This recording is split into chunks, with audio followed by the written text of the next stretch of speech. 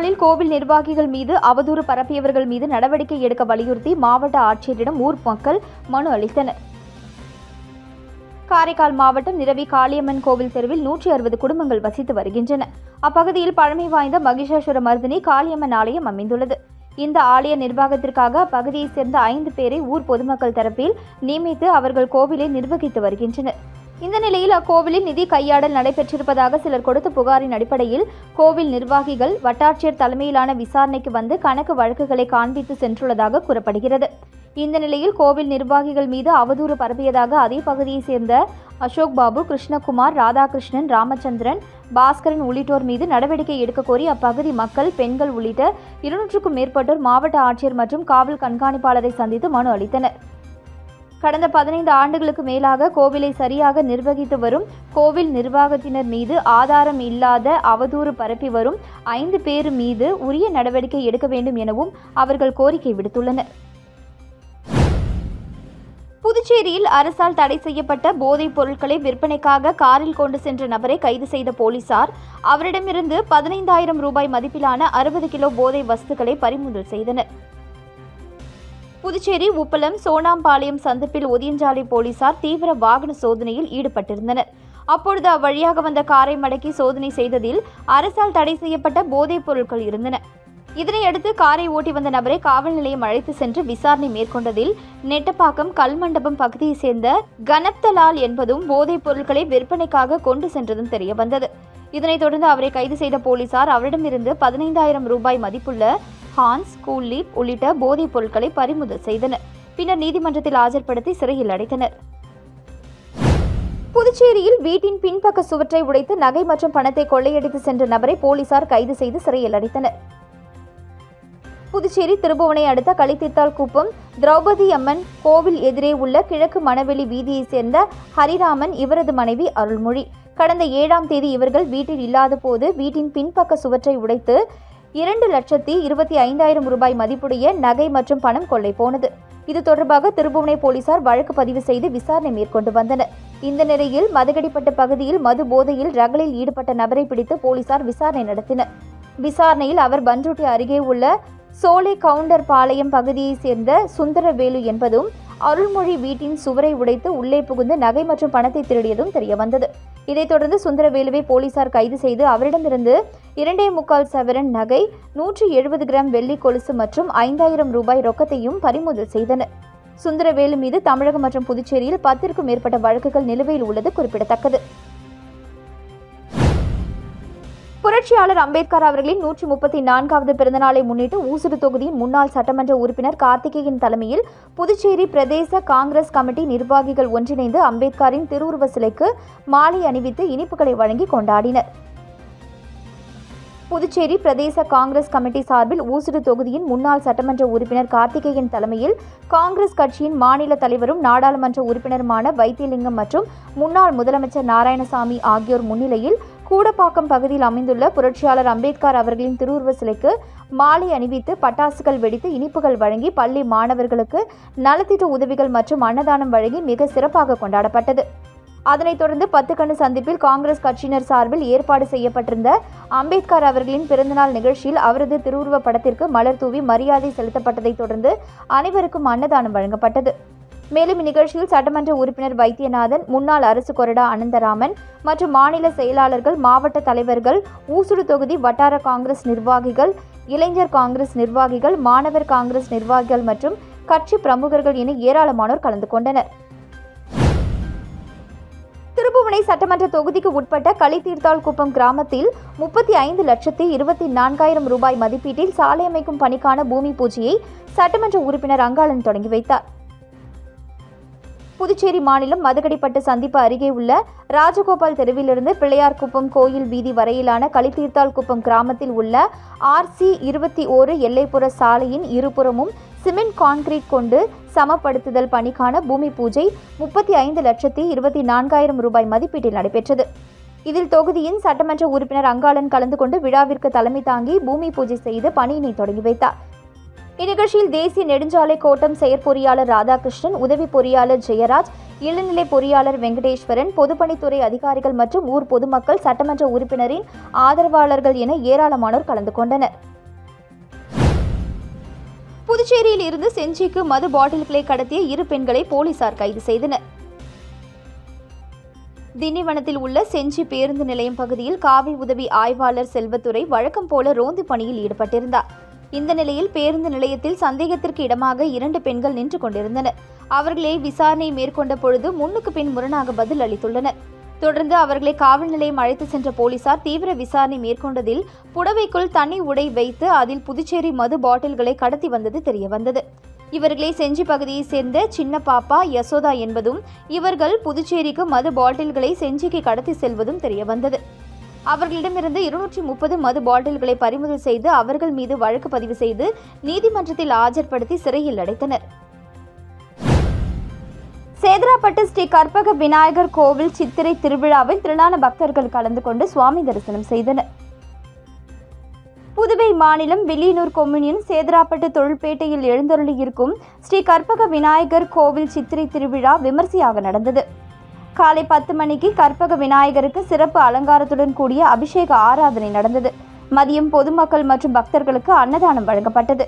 இந்நிகழ்ச்சிக்கு சேதராப்பட்டு தொழிற்சாலைகள் சங்க தலைவர் டிஜி டெக்ஸ் திருப்பதி முன்னிலை வகித்தார்.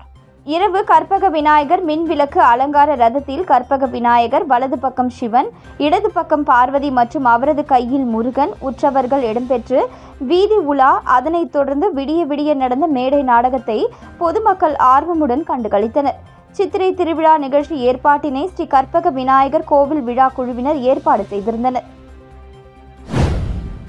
புதுச்சேரி அதிமுக பொருளாளர் ரவி பாண்டுரங்கன் அவர்கள் தனது பிறந்தநாளை முன்னிட்டு சொந்த செலவில் வீராம்பட்டினத்தை சேர்ந்த 350க்கும் மேற்பட்ட மீனவ பெண்களுக்கு மீன் விற்கும் அன்னக்கூடைகளை வழங்கினார். அரியாங்குப்பம் சட்டமன்ற தொகுதியில் அதிமுக மாநில கழக பொருளாளர் ரவி பாண்டுரங்கன் தனது பிறந்தநாளை முன்னிட்டு பல்வேறு நலத்திட்ட உதவிகளை வழங்கி கொண்டாடி வருகிறார். அந்த வகையில் வீராம்பட்டினம் பகுதியில் மீனவ வியாபார மகளிர்களுக்கு அன்னக்கூடை வழங்கும் நிகழ்ச்சி நடைபெற்றது. இதில் அதிமுக பொருளாளர் ரவி பாண்டுரங்கன் கலந்து கொண்டு மீனவ வியாபார மகளிர்கள் 350க்கும் மேற்பட்டோருக்கு மீன் விற்பதற்கான அன்னக்கூடையை வழங்கினார். நிகழ்ச்சிக்கான ஏற்பாட்டினை தொகுதி கழக செயலாளர் ராஜா செய்திருந்தார். இந்த நிகழ்ச்சியில் மாநில மீனவர் அணி இணை செயலாளர் ராஜவேலு மற்றும் தொகுதி அவைத்தலைவர் ராஜேந்திரன், வார்டு கழக செயலாளர் பன்னீர்செல்வம், அம்மா பேரவை துணை செயலாளர் ஜீவா, வார்டு கழக நிர்வாகிகள், அவைத்தலைவர் நாகப்பன், துணை செயலாளர் மணி, மஞ்சினி, தொகுதி துணை செயலாளர் சிவகுமார், வார்டு செயலாளர் பாலு, ரங்கநாதன், பழனி, இளைஞர்கள் பரத், சிம்பு மற்றும் நிர்வாகிகள், மீனவ பெண்கள் பலர் கலந்து கொண்டனர். திருச்சிற்றம்பலத்தில் அமைந்துள்ள அருள்மிகு ஸ்ரீ வரசக்தி விநாயகர் ஆலய சித்திரை திருவிழாவில் திருச்சிற்றம்பலம் ஊராட்சி மன்ற தலைவர் வெங்கடேசன் உட்பட திரளான பக்தர்கள் கலந்து கொண்டு சுவாமி தரிசனம் செய்தனர். புதுச்சேரி அடுத்த திருச்சிற்றம்பலம் கூட்டுப்பாதையில் அமைந்திருக்கும் அருள்மிகு ஸ்ரீ வரசக்தி விநாயகர் ஆலயத்தின் சித்திரை திருவிழா நடைபெற்றது.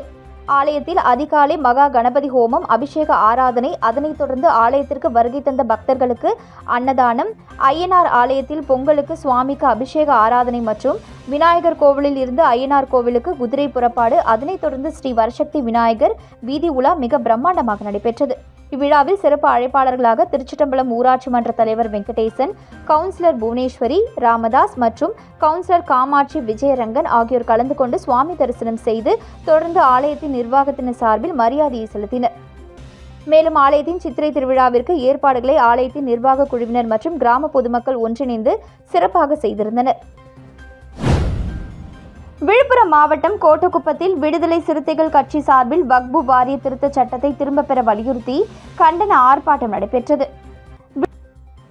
விழுப்புரம் மாவட்டம் கோட்டக்குப்பம் நகராட்சி எதிரே நடந்த கண்டன ஆர்ப்பாட்டத்தில் விடுதலை சிறுத்தைகள் கட்சியின் பொதுச் செயலாளர் துரை ரவிக்குமார், துணை பொதுச் செயலாளர் வன்னியரசு மற்றும் நிர்வாகிகள் கலந்து கொண்டு கண்டன உரையாற்றினர்.